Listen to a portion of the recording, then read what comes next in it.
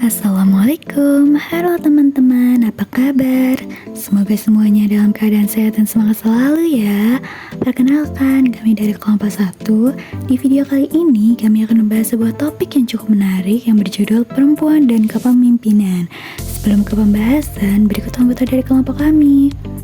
Baik, langsung saja kita ke pembahasan utama. Semoga bermanfaat. Perempuan dalam kepemimpinan. Perempuan kini memegang peran penting di pemerintahan, bisnis, pendidikan, dan organisasi sosial. Mereka tidak hanya menjadi pelaksana, tetapi juga pengambil keputusan dalam berbagai posisi strategis, seperti menteri, direktur, ilmuwan, dan pemimpin komunitas. Dengan kemampuan komunikasi, empati, dan kolaborasi, perempuan mampu menghadirkan perspektif baru dalam pemecahan masalah dan penyusunan kebijakan. Hal ini menjadikan kontribusi perempuan semakin berpengaruh dalam kemajuan organisasi dan negara. Selanjutnya, ada kekuatan kepemimpinan perempuan. Yang pertama, transformasional dan kolaboratif. Gaya transformasional dan kolaboratif membantu organisasi menjadi lebih fleksibel, terbuka terhadap ide, dan adaptif terhadap perubahan. Ini relevan di zaman dengan dinamika kompleks. Selanjutnya yaitu komunikasi dan empati tinggi.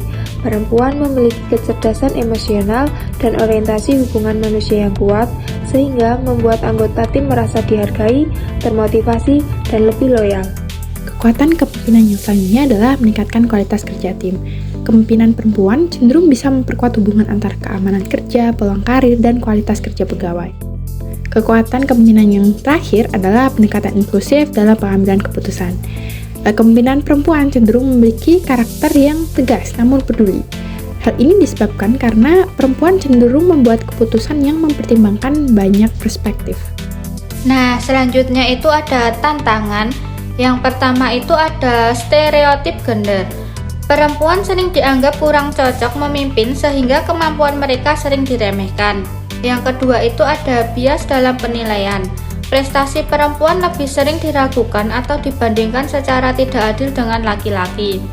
Yang ketiga itu ada glass ceiling atau batas tak terlihat. Nah, banyak perempuan sulit mencapai posisi puncak meskipun memiliki kompetensi yang sama atau lebih tinggi. Yang keempat itu ada tanggung jawab ganda. Perempuan sering menghadapi beban ganda antara pekerjaan dan peran domestik. Yang terakhir, yang kelima itu ada minimnya akses jaringan dan mentorship. Nah, struktur organisasi dan budaya kerja sering belum mendukung perkembangan karir perempuan. Nah, selanjutnya itu ada contoh pemimpin perempuan. Yang pertama itu ada Shirley Laos. Nah, ini politikus dan pengusaha Indonesia yang menjadi gubernur perempuan pertama di Maluku Utara. Yang kedua itu ada Retno Marsudi. Ini Menteri Luar Negeri pertama perempuan di Indonesia yang diplomatis, tenang, dan berpengalaman dan disegani di tingkat internasional. Yang ketiga itu ada Raden Ajeng Kartini.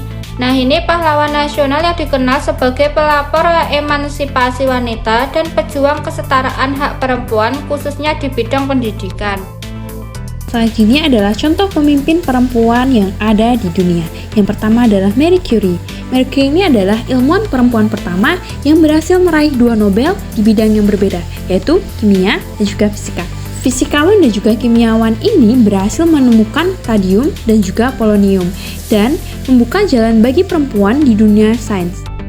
Dan selanjutnya ada Malala Yousafzai, aktivis pendidikan perempuan termuda penerima Nobel Perdamaian yang memperjuangkan hak pendidikan bagi anak perempuan.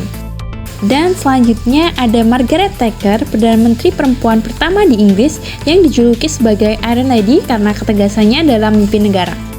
Dari materi yang telah kami sampaikan, terdapat kesimpulan yang bisa ditarik, yaitu keterlibatan perempuan dalam kepemimpinan itu bukan hanya soal representasi atau keadilan gender, tapi juga membawa manfaat nyata bagi efektivitas organisasi, membawa inklusivitas kebijakan, dan juga pencapaian tujuan yang komprehensif.